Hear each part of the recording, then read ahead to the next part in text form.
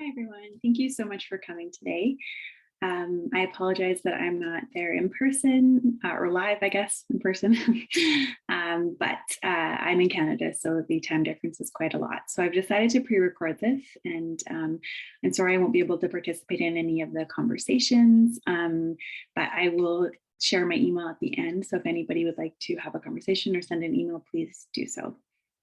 So my name is Laine Young, and I'm here today to present on an article that was co-authored by myself and Alexandra Rodriguez from Conquito in Quito, Ecuador, called The Importance of Feminist Analysis in Urban Agriculture Research. And this is found in issue number 37 of the RUAF Foundation's Urban Agriculture magazine, Gender and Urban Food Systems.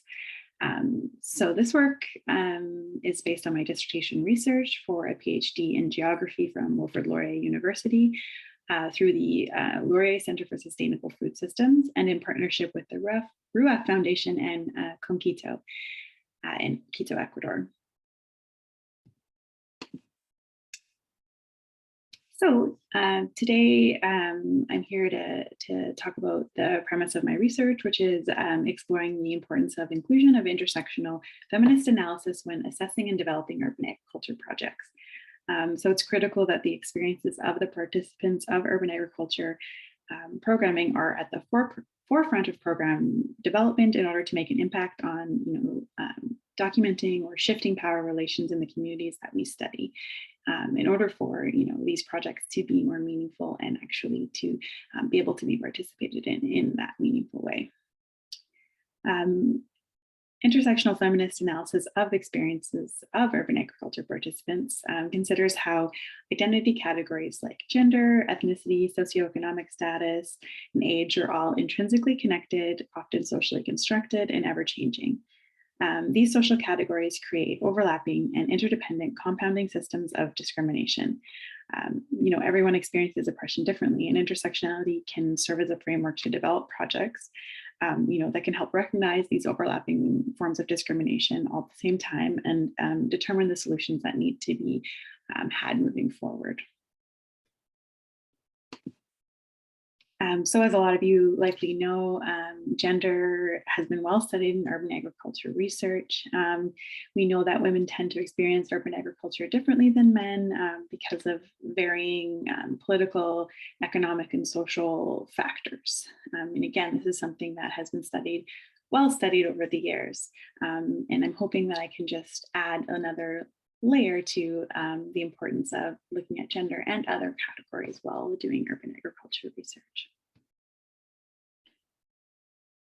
So a person's identity, of course, is made up of many intersecting categories that work together to impact their experiences in the world and also the oppression that they face. So it's important to acknowledge that the impact of gender, like we have been, but also other social locations like ethnicity, ability, socioeconomic status, age, sexuality, to name a few. These are all really also important. So I'm just going to give a brief example of what I'm trying to say here in a way that maybe will make a bit more sense. Let's say that there's a program that's been created to help low-income women participate in urban agriculture in their community and sell their excess produce at the local market. But perhaps in this community, only certain castes or classes of people are actually welcome to sell at the local market. It's not only the woman's gender that's impacting her experience here, her class could also be excluding her from participation. She's not only experiencing gender discrimination, she's also experiencing class discrimination that maybe another woman in this program might not face. So, when this program is developed, if gender is the only aspect of analysis that's included, the impact of class would not have been analyzed and aspects of critical importance would have been missed in this. There'd be a subset of the population of women in the community that were still unable to create greater income through urban agriculture, and the program would not be serving them, and perhaps the most vulnerable members of the community. So my research is in Quito, Ecuador, and it's with a project called Agrupar. This is a participatory urban agriculture project run through Conquito, which is an economic development agency or department in Quito. It's been running since 2002. It's been around for a very long time, and they've been a longstanding partner of the RUAF Foundation. 84% of their participants are women, and the project targets the most vulnerable members of their community: women, seniors, people with disabilities, those experiencing poverty, and children. So my research is exploring the opportunities and strengths of the project, analyzed through an intersectional feminist framework that will inform recommendations to the project. I'm hoping that this research can act as an example for the importance of feminist analysis in urban agriculture research. Sorry, we only have a short amount of time here, so I'm being very brief, but sort of what I see as the future of urban agriculture research. The gender analysis of the past has really clearly impacted urban agriculture across the globe, and it's been critical and very important. But to ensure that urban agriculture research stays both relevant and timely, those of us doing the work have to consider more than just gender.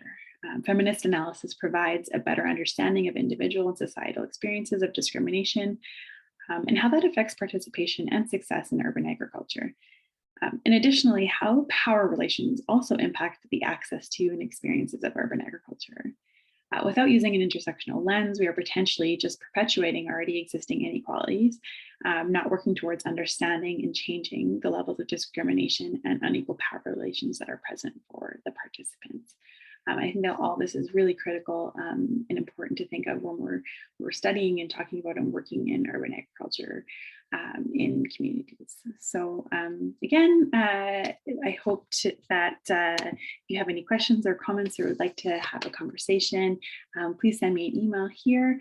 And I'd like to thank all of my co-presenters, other presenters in the session, and I wish I could be there live with you all. But anyway, thank you so much for your time, and I hope you have a really lovely day. Thank you.